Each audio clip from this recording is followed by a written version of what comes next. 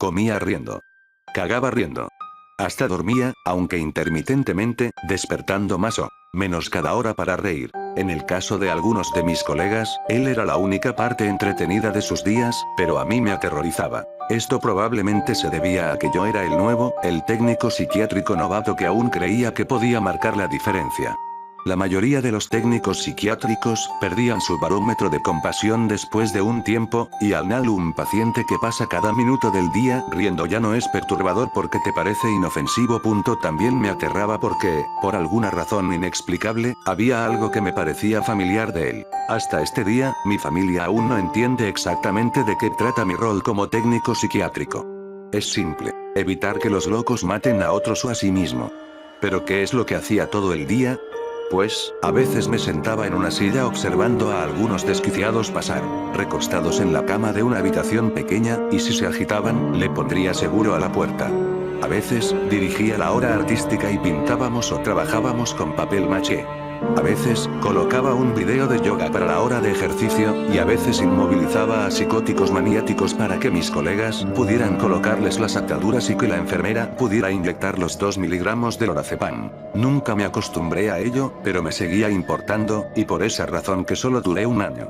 El hombre riente me sacó a risas de ese pabellón de casos agudos. Permítanme explicar esto. No hay mucho que sea gracioso sobre la enfermedad mental, y no es mi intención ser insensible o frívolo acerca de la psicosis, y de cómo puede destruir al individuo y su familia. Pero para mis colegas, o al menos para muchos de ellos, a eso se reducían estos pacientes. Psicóticos, locos, maniáticos. Traté de verlos como personas, pues lo son, y su enfermedad no es lo único que los drene. Pero en el pabellón de casos agudos, su enfermedad se encuentra en pleno apogeo, y es el único lado que los técnicos psiquiátricos como yo podemos ver. En su mayoría, eran pacientes bipolares en la cumbre de su fase maníaca, o esquizofrénicos teniendo un colapso mental. El sujeto riente, a quien llamaré Aaron, era un esquizofrénico de 50 y pocos años, con una forma atípica de catatonia. La mayoría de los esquizofrénicos catatónicos permanecen sentados e inmóviles, viendo a la nada por días sin comer o dormir. Recuerdo un paciente de ahí que se quedaba parado en el centro de una habitación conservando una postura imposible, por muchos días. Cuando su catatonia subsidía, el paciente explicaba que, durante esos momentos de parálisis, creía plenamente que el mundo iba a terminar si se movía. Pero en el caso de Aaron, según me explicó su psiquiatra, algunos catatónicos no se quedan inmóviles, sino que perpetúan movimientos o acciones repetitivas y sin propósito, y la expresión catatónica de Aaron era reírse sin parar. Aaron había estado entrando y saliendo del pabellón psiquiátrico por años, alternando entre el hospital psiquiátrico estatal y el hospital 3 meses, pero, según los técnicos psiquiátricos más veteranos, se había estado riendo de esa forma por 10 años. Como mencioné, a la mayoría de los técnicos psiquiátricos les parecía entretenido, y más de una vez vi a uno de los técnicos poniendo su brazo alrededor de Aaron, riéndose con él, burlándose de la manera en que su risa aguda, casi chirriante, ahogaba nerviosamente cualquier otra conversación en la habitación. Pero a Aaron no les hacía caso cuando hacían eso.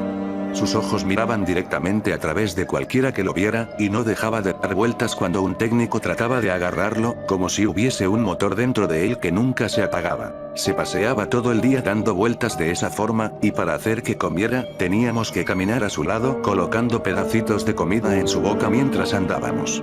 Le calendarizábamos pausas para ir al baño cada hora para que no tuviéramos que cambiar su ropa, y esto funcionaba la mitad de las veces. En todo momento, se reía con su risa frenética y penetrante. Me gratinaba los oídos.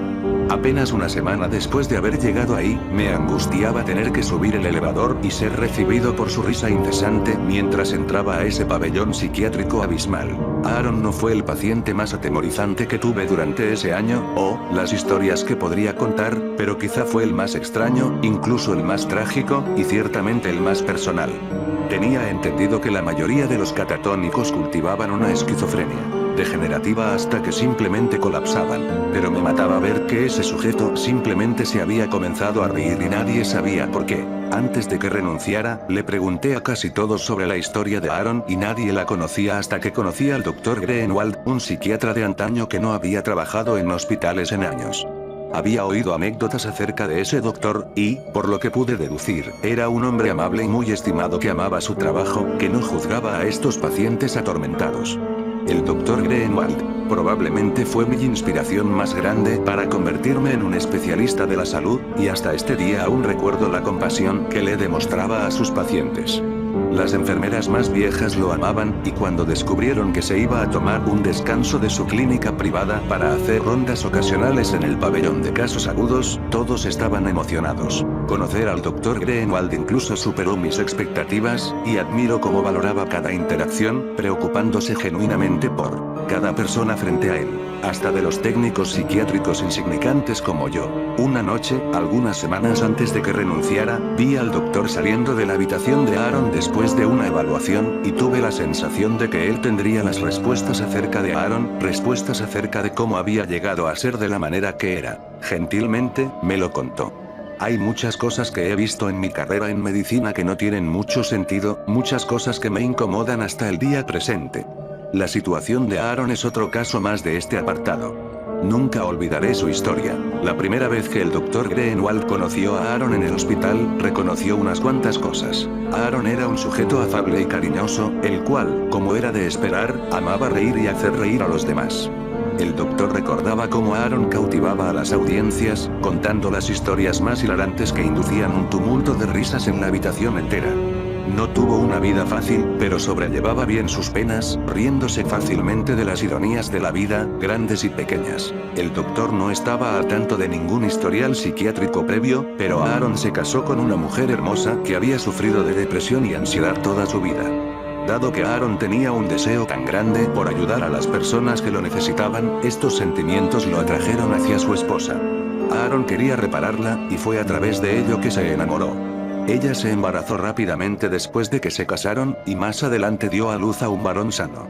Su enfermedad mental empeoró después del nacimiento, creyéndose que era depresión posparto, y Aaron casi se obsesionó con el estudio de la psicopatología. A pesar de sus esfuerzos por repararla, su condición deterioró, desarrollando psicosis posparto, y comenzó a escuchar voces que la incitaban a actos violentos. Todo cambió cuando Aaron descubrió que su esposa había asesinado a su hijo infante. No lo asfixió ni lo ahogó, sino que se lo comió. Al enterarse de esto, Aaron comenzó a reír y nunca dejó de hacerlo.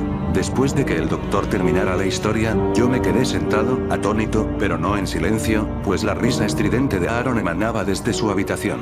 El doctor se quedó sentado conmigo, y capté un destello de emoción en su rostro. ¿No es extraño?, dije finalmente. Que, de súbito, se haya roto completamente. Pensé que la mayoría de los catatónicos tenían un largo historial de esquizofrenia, o algo así. Me sentí como un idiota apenas esas palabras abandonaron mis labios. Ciertamente, Aaron tuvo que haber tenido algún trastorno mental para haber sido un paciente del Dr. Greenwald. El doctor me sonrió como un abuelo amoroso. Algunas cosas son demasiado como para que la mente humana las soporte. Supuse que algo tan trágico podría destruir a casi cualquiera. ¿Cuál fue el diagnóstico cuando lo conoció, señor? Él me miró con extrañeza. ¿A qué te refieres? Cuando lo conoció, ¿por qué lo estaba tratando?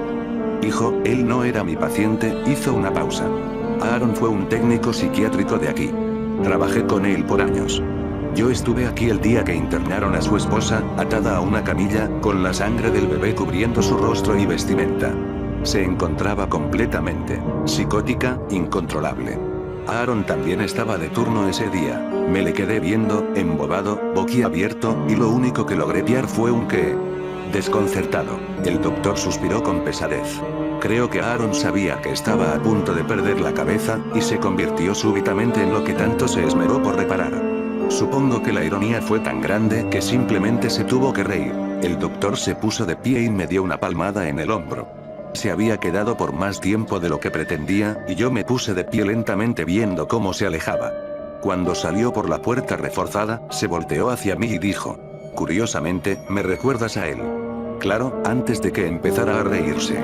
Estas personas te importan mucho, me doy cuenta. Tienen suerte de tenerte. Morticado, el entendimiento me banó, enseguida, casi ahogándome. Eso que era tan íntimo y familiar sobre Aaron nunca pude explicar, ni siquiera para mí mismo, cómo vi una pieza de mí en ese caparazón sin vida de un hombre, de ese hombre demente y riente. No tuve ninguna respuesta para el Dr. Greenwald en ese momento, pero, explotando desde mis pulmones, llegó una risa aterradora y totalmente involuntaria. Entregué mi aviso de renuncia ese mismo día.